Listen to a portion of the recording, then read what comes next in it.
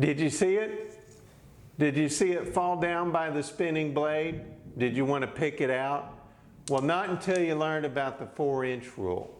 What is the 4-inch rule? It's a rule I developed for my shop to keep me just a little bit extra safer around the table saw. And that's what this video is going to be about. It's going to be about the 4-inch rule. And by the way, I'm Jeremiah. I've spent over 30 years in various workshops, from woodworking to aerospace machine shops. And I'll be your guide to the workshop jungle. Let's get to it.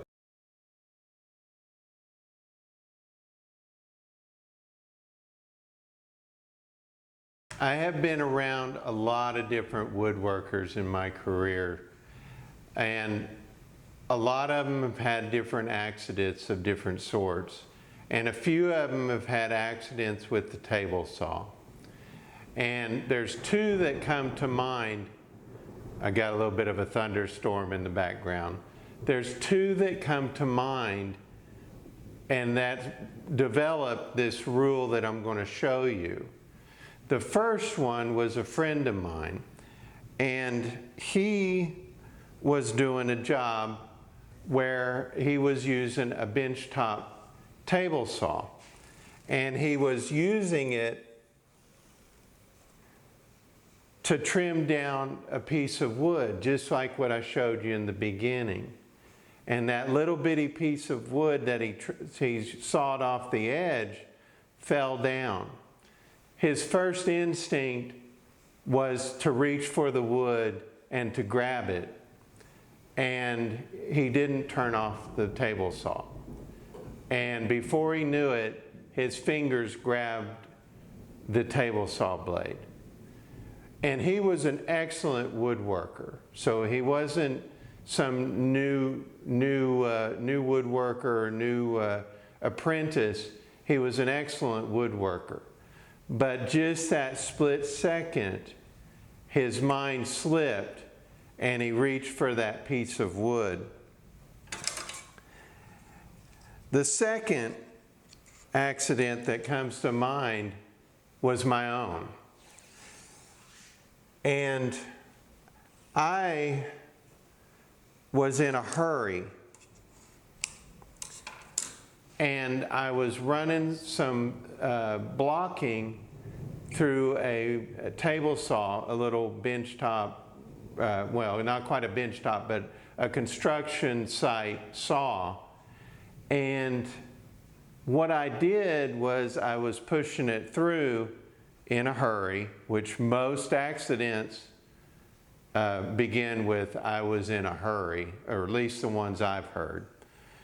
And I pushed it through, and then I walked around to the front of the table saw, and I was pulling the stock through with my hands, putting my hands right in front of the blade.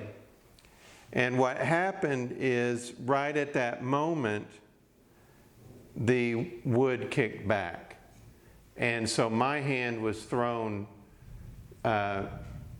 with the wood through the blade, and it cut my right index finger almost in half to where I could see the bone. Luckily, I didn't lose it, and I didn't lose it for two different reasons. One is a very important safety rule for the table saw, and that's crank the blade down to where it's, you know, 1/4 of an inch or a 1/2 inch or so above the wood that you're cutting. And then the second thing that saved my finger was it wasn't that thick of a blade, and it wasn't that nasty of a blade. So that saved my finger.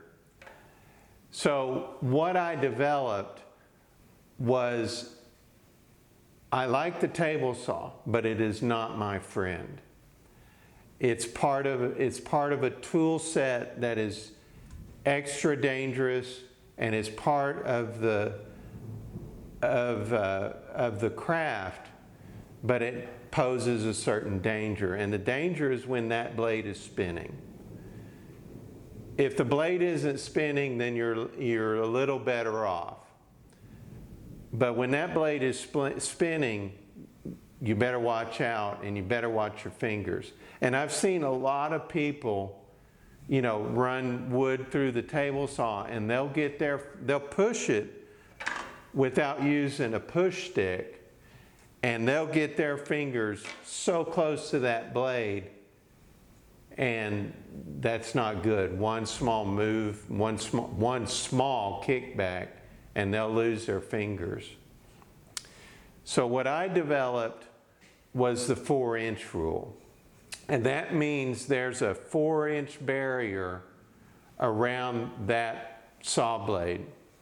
And if you get your fingers, if you need to get your fingers within 4 inches of that blade while that blade is spinning, then I better use a push stick.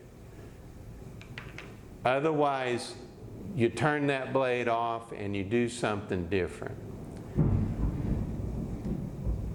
A little bit of thunder outside.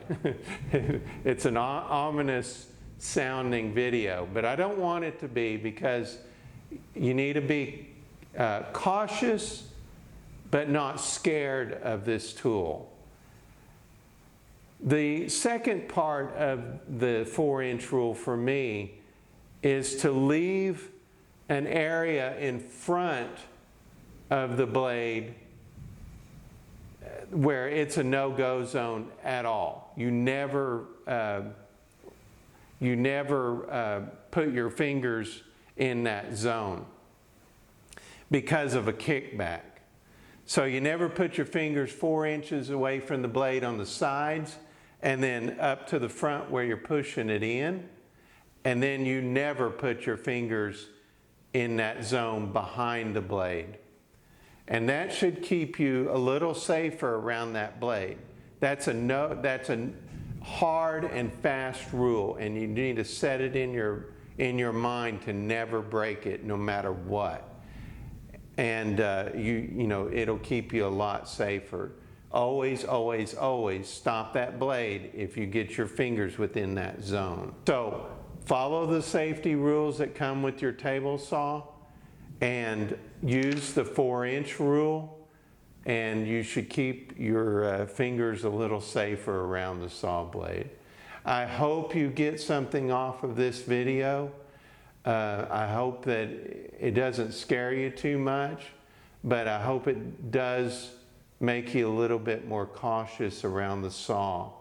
This is not something that